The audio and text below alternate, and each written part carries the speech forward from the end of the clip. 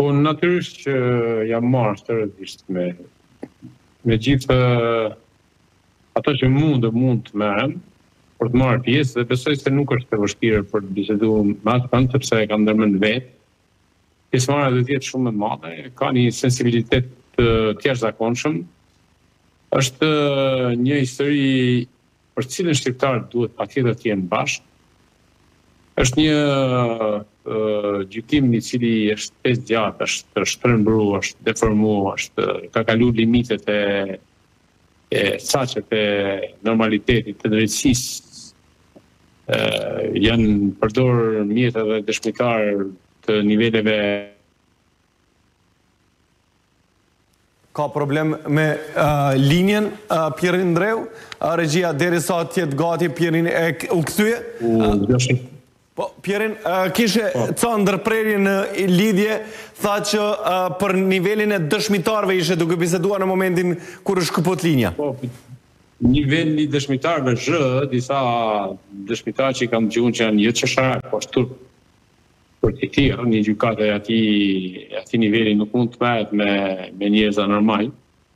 Do të thotë që ky proces ka degraduar tashmë, nuk është një proces që bëhet për të nxjerrë diçka, po është një proces për të etiketuar UÇK-n patjetër për ta bërë me njoll dhe kjo është e rëndë.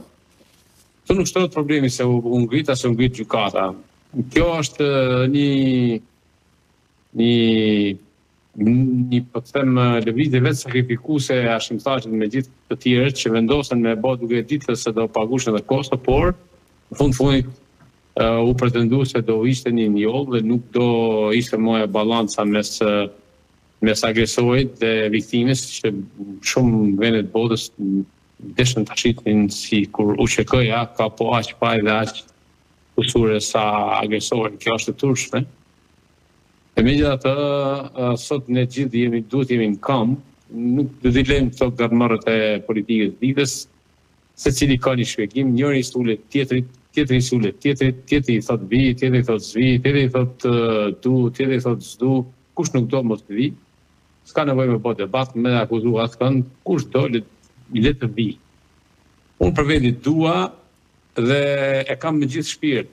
Gjithë familja ime, gjithë shokë, miq, dashamirë, gjithë kush që më dëgjon mua dhe ka minimumin e ndërgjegjës kombëtare do të vijë atje në shesh.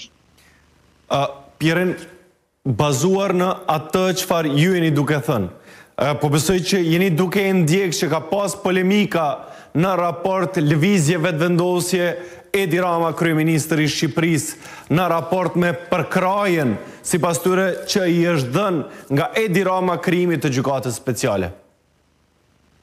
Normal, nuk kuptoj çfarë lidhje ka Edi Rama me këtë histori. Edi Rama ka thënë po e mbështes, por Edi Rama nuk ka lëviz asnjë mekanizëm instrument shteti për ta thënë në protestë apo ndinjë. Dhe kjo është e saktë. As edhe një mekanizëm shteti nuk kuptoj kjo. Problemi për tira Edi Ramës është për të krijuar një fortunë në gotë në një rast kur në fakt shqiptarët duhet të bashkuar. Atëherë kujt i shërben kjo, se kuptoj. Që quhet politika. Si e shihni ju këtë? Këtë reagim, këtë polemizim. Unë e shikoj si një gest anormal ku politika duhet të përbajë vetveten dhe nuk duhet të kalojë caqet.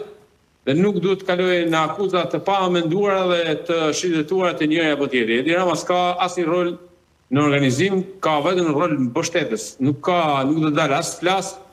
Dhe tash na dolën lloj sërish. Një herë nuk vim, thanë të opozita jonë se do flasë Edi Rama. Pastaj Edi Rama nuk do flisë fare, edhe do merrte pjesë si do marr unë, si do marrin vëllezërit e mi, si do marrin shokët e mi, një lloj.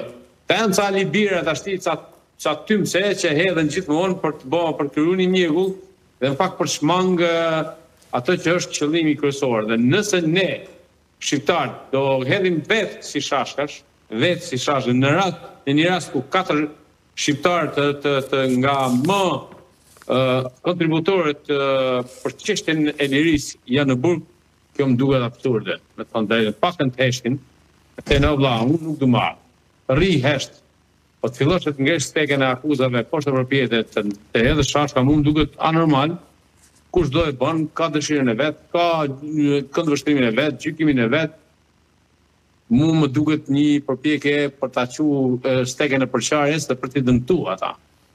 Ma thuj kush është